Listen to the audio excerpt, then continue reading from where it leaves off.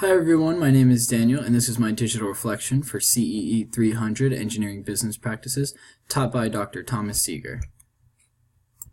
So Engineering Business Practices was a really interesting class because it's set up in a weird, unorthodox way where you can pretty much do whatever you want at your own risk. So if you decide you don't want to do your homework or do any of the assignments, Dr. Seeger tells you the first day, you don't have to, but that's the risk, losing grade points is just what you're going to have to risk. The flipped classroom idea is very interesting for this course because, you just watch all the videos that you need to before class and then you come in and have a big group discussion in class or you tweet about it in the middle. And what I learned is if you don't know what you're talking about in this big discussion, then Seeger will chew you out and he will make you look like a fool. So you need to know exactly what you're trying to say and exactly what point you're trying to. And usually Seeger wants to understand your side. But after that, he comes up with some rebuttal that makes most of the students in the classrooms change the way they think about that given subject. Moving on to the Pisces game, I thought it was an interesting test to see the moral views and ideas of the people in our class, because there were some people who had huge boats and not a huge population, but they weren't willing to share the fish, and they were willing to let all the other people die. And that's not necessarily the ethical thing to do if you want everybody as a society to survive. But if you're thinking of in the best interests of just your village, then they'll have more than enough. So being in the Leo group, we knew that the resources were going to run out really quick, and this was before the game was cut short. But we wanted to collect as much as we could, enough to feed our people, and then we were going to divvy out all the remaining fish, just so everybody else has a chance at survival. I mean, we couldn't help them all, but there's enough people that we could have saved. Meanwhile, I believe it was Aries, they just wanted to collect and hoard all of the fish and never give them out, just so they would be the only surviving village. So our system for helping the other groups was, once our group was completely satisfied, we would help out the ones that probably needed it the most. The thing about it is some of those poorer groups did try to steal from us while our pond was open. Once we found out that some of them were doing that, they were no longer in consideration to get any of our fish. And this can go along with the fundamental engineering canons of ethics, where an engineer must avoid deceptive acts or there'll be consequences. In this case, the consequence for them was to just not receive any support from people like us. But before the game was cut short, our plan was to help out those in need that we did trust.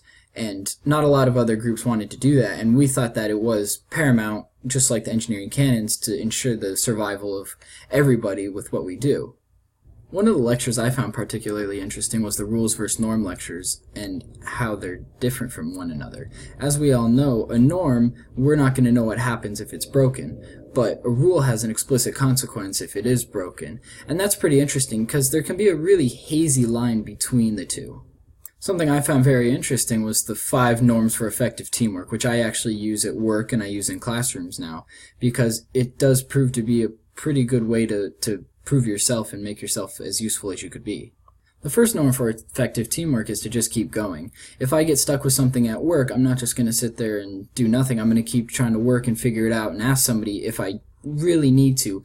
But it looks better if I can just keep pounding at it and still being productive and trying to get it done.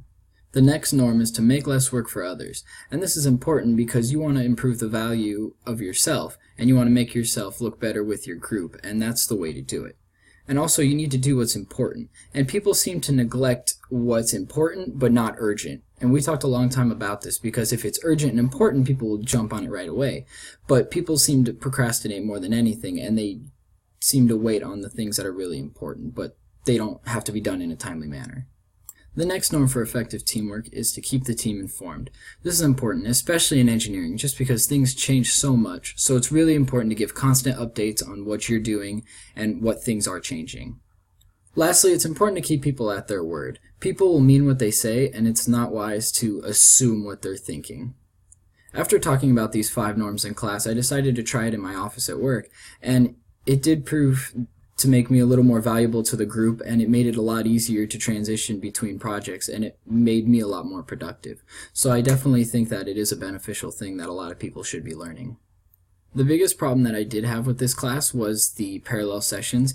I felt that they weren't very helpful, and honestly they were kind of a waste of time. I feel like that time could have been used more for lecture or more group discussion, because when we broke off into each individual little groups, there wasn't a whole lot of production in there, and a lot of the time most people didn't know what was going on. And we'd read the syllabus, but we'd still have a lot of questions, and I feel like a lot of those questions weren't able to be answered by the UGTAs.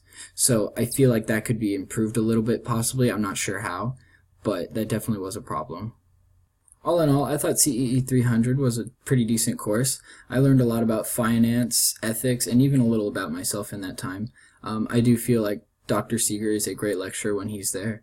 So, yeah, that's my reflection. Have a good one.